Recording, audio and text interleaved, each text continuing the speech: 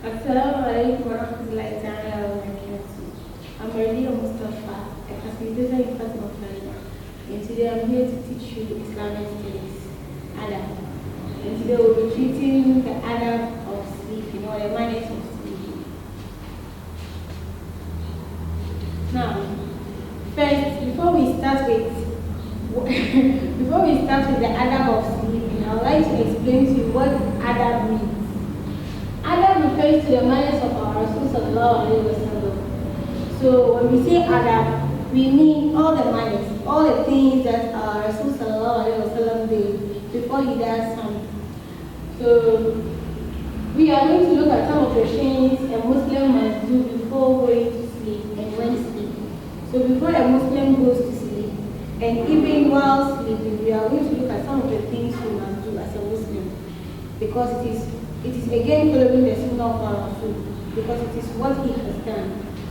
Now, going through the adabs of sleeping. 1. A Muslim must be disciplined on the time he or she sleeps. First of all, the first adab of our Rasul sallallahu alaihi wasallam regarding sleep is that he is very, very conscious with the time he sleeps. So, if it is 7 p.m. or let's assume 8 p.m., then it should be 8 p.m. When you sleep at 8 p.m., then you should make it constant that every day you sleep at 8 p.m. You shouldn't be sleeping at 8 p.m. today, and then the next day you sleep around 10, the next day will be around 12. You should be very, very conscious with the time you sleep. Our next adab is a Muslim must perform ablution before he or she goes to sleep. Before you go to bed, you should make sure you perform ablution, because it helps you sleep very well, and then it also helps you take away all these bad spiritual things whilst you are sleeping. All these bad dreams will not come to you when you perform ablution before you sleep. And the next is a Muslim must cover herself very well before going to sleep. This is something a lot of us will need, because we might feel very, very hot, or we might feel hot when sleeping. We try to dress anyhow before we go to bed, but it's very, very wrong. You must be very, very careful with the tasattur. So you must dress well. You should cover all your body parts so that when you are sleeping, in case something happens in the middle of the night, you'll be able to run out with your outfit. You will not feel shy or embarrassed when you are outside dressed naked. So you should be very, very careful with what you wear when you are going to sleep. Again, the next adab is a Muslim must inform the people she stays with before going to sleep. So you cannot just get up and then walk in the bedroom and go and sleep without telling people around you that I'm going to sleep or I'm going to leave. You have to tell them so that if anything happens, they know that you are inside sleeping. They can wake you up in case something occurs. And also they wouldn't be very, very worried, or they wouldn't panic looking for you. They'll be aware that you are already asleep. Our next adab is a Muslim should plan to do good deeds before sleeping. It is also something a lot of us don't do, but we should start practicing it, because it is very, very important, the kind of intention you have before you go to bed. A Muslim must, there is a hadith which says, a deed is always judged by intention.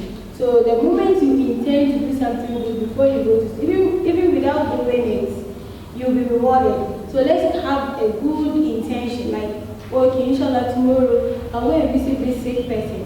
Tomorrow I'll go to this janazah. Oh, tomorrow I'll give out sadaqah. All these things are some things you can intend to do before you go to bed. It's a very, very good sunnah to do it. And then even just doing it, you get a reward for doing the sunnah of our Rasul. And also you get a reward for having the intention of doing something good. Our last thing is we should make dua before sleeping. Before we go to making the dua before sleeping, you should also dust your bed.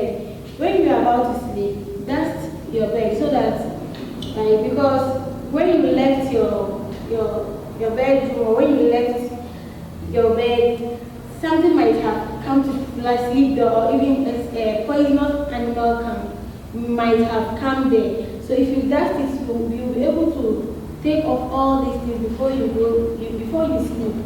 So you should try and dust your bed before you go and sleep, and then make dua. There are a lot of duas you do before you sleep and even while you are asleep. You make dua before you sleep, and make sure you sleep on your right side. Now let's look at some of the duas we do before we sleep.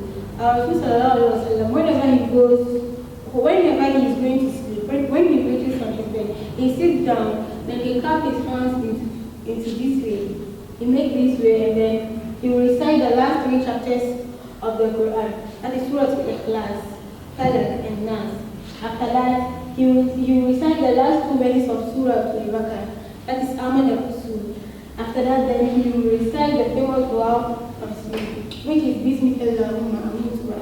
There are other duas he recited, but this is very short and then famous. This is very new. So memorizing this will not be difficult for you.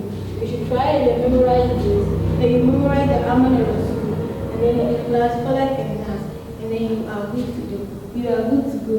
So inshallah, I'd like to end my class here. Assalamu alaikum.